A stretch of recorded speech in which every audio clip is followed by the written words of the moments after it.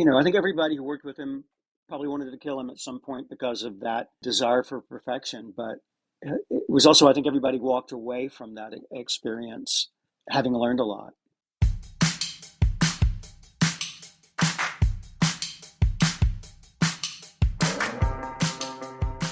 Hello, and welcome to another new episode of Live Through That. I'm your host, Mike Hipple, and on this podcast, we dig deep into the pivotal moments that shaped the lives of some of my favorite artists from the 80s and 90s. My guest today is songwriter, producer, and founding member of the dB's, Chris Stamey. Before he helped define the sound of Southern jangle-pop, Chris was in New York, deep in the downtown scene, playing with one of the most adventurous musical collectives of the 1980s, the Golden Palominos. The group blurred every boundary, rock, jazz, punk, ambient, and became a kind of musical laboratory for some of the era's most inventive players, including a rotating cast that included people like Anton Fier, Michael Stipe, and Sid Straw. We'll talk about how these sessions came together, what it was like working inside that whirlwind of experimentation, and how those experiences shaped the music Chris went on to make.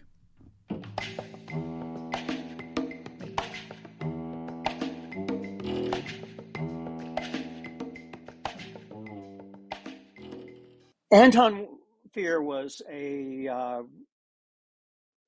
to New York. I'd already been there, I don't know, maybe a year before I got there in 1977, and became aware of him because he was a clerk in a downtown record store.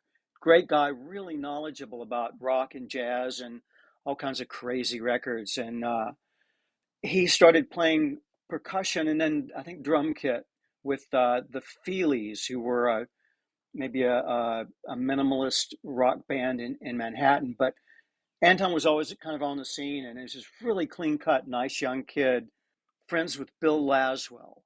And then Bill Laswell connected in a number of different ways because he was a professional player, and there was kind of a free jazz improv rock scene around Giorgio Gamelski in New York.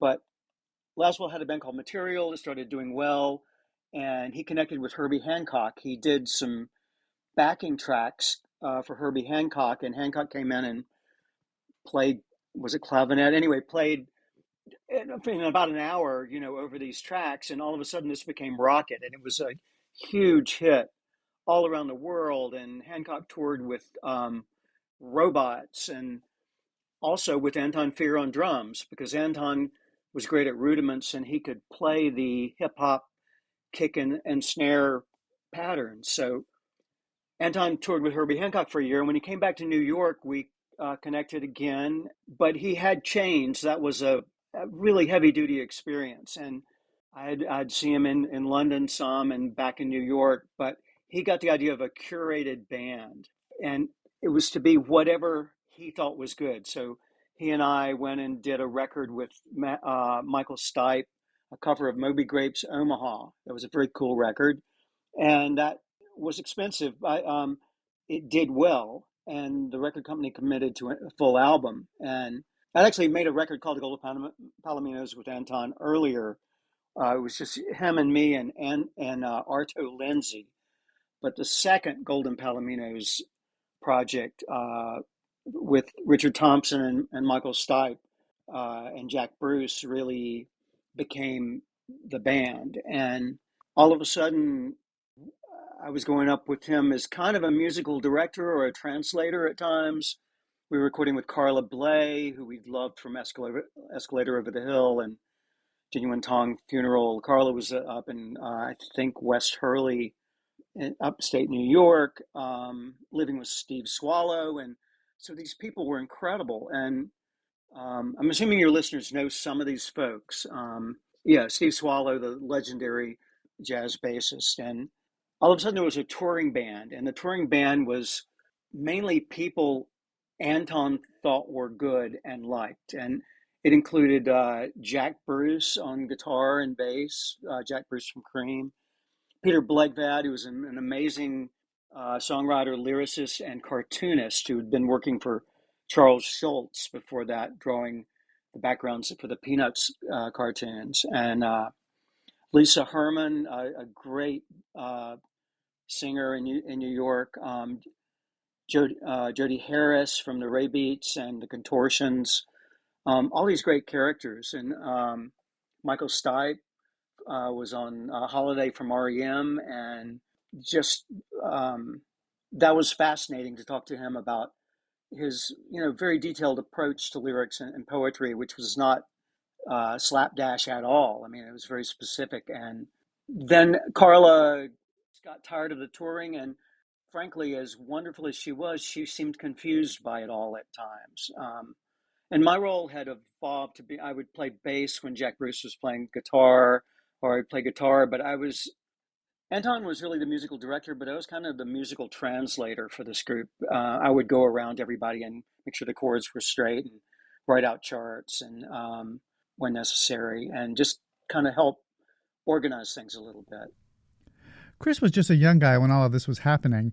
I had to ask if he was at all intimidated by this scene. No, no, I was too stupid to be intimidated. I mean, it was. I did think, I mean, Jack Bruce. I loved what he did in Cream, but his second solo record, Harmony Row, was just an amazing record, one I still revere. And it just, he had massive talent and really worked hard on that record. Full of interesting, whole tone scales and altered chords, and the Pete Brown lyrics were fascinating. I mean, there's a song on it called "There's a Forest," which is a live in the studio performance of him on piano and singing. That's I could listen to it every day. So that was amazing. And but Carla left. We got Bernie Worrell on organ, and that really took it up another level. And that's another kind of meeting of different elements under Anton Fier's watch, because Bernie had played with George Clinton, and then Talking Heads, Burning Down the House, and all these kind of, he would do these funky little fidgets or bass lines and little details. But he had a degree in, I don't know if it was a doctorate, but he went to Manhattan School of Music for classical piano.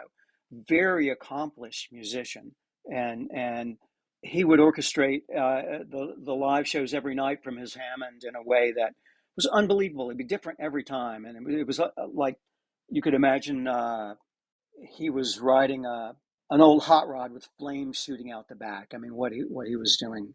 And in the midst of all this, I said Anton Fier was at the helm of it, but he was also on drums, of course, and his playing was amazing. He'd come back from Herbie Hancock, just a monster technically. So for me, I mean, touring in Europe, I've done a little bit before, but never with a cast of characters like this. We played the Montreux Jazz Festival. We played on a bill with John McLaughlin. Toured America.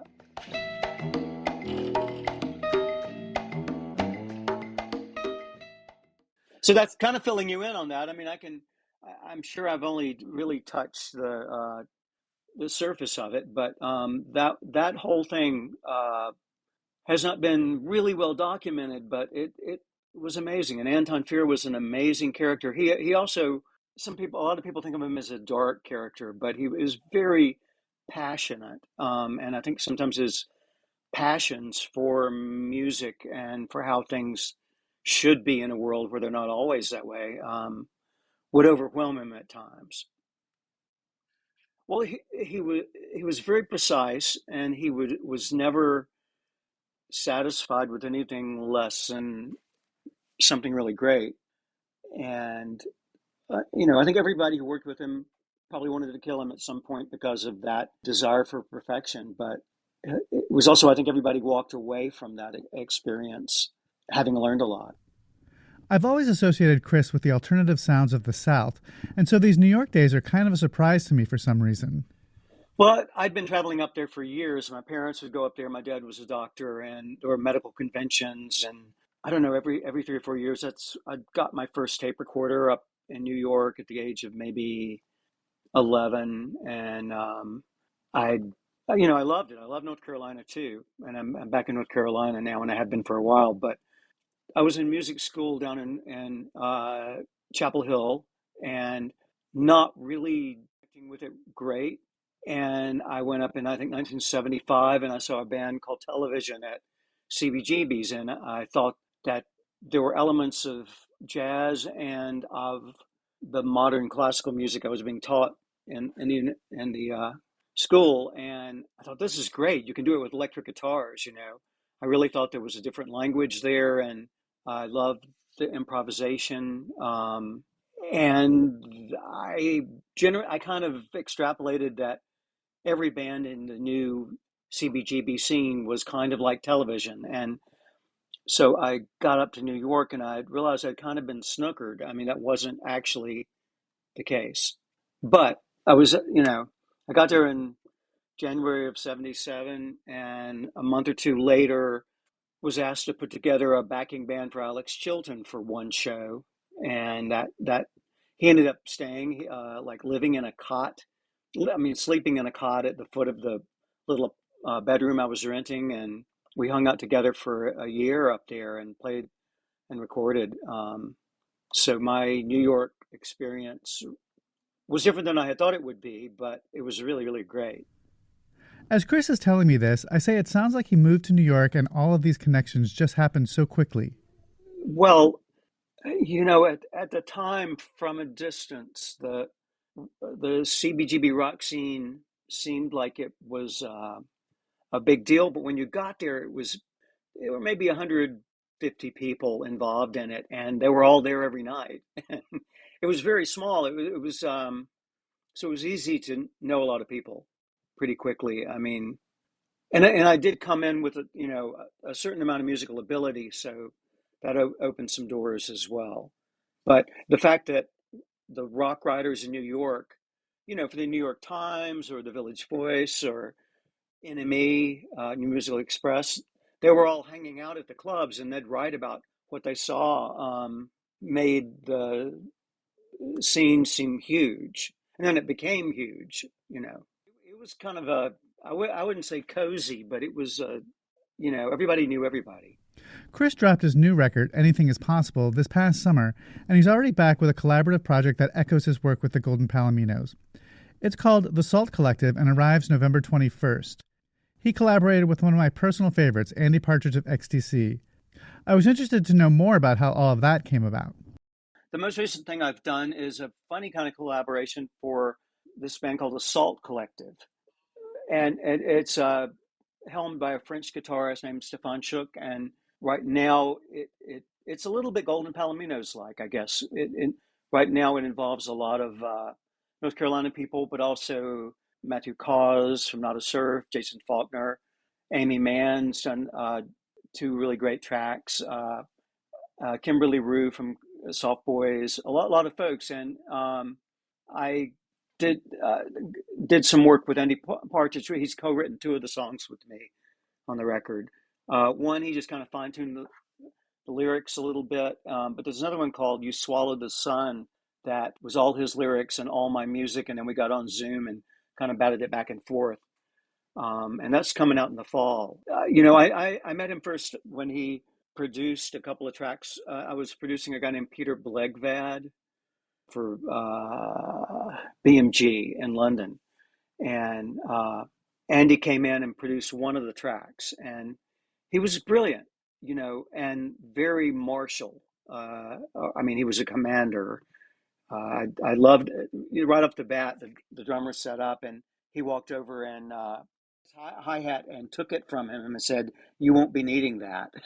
And I thought, this guy's great. I mean, we've talked over, he helped me on another record for Yip Rock. And I haven't seen him in person in years. This is all remote, but I have great regard for him.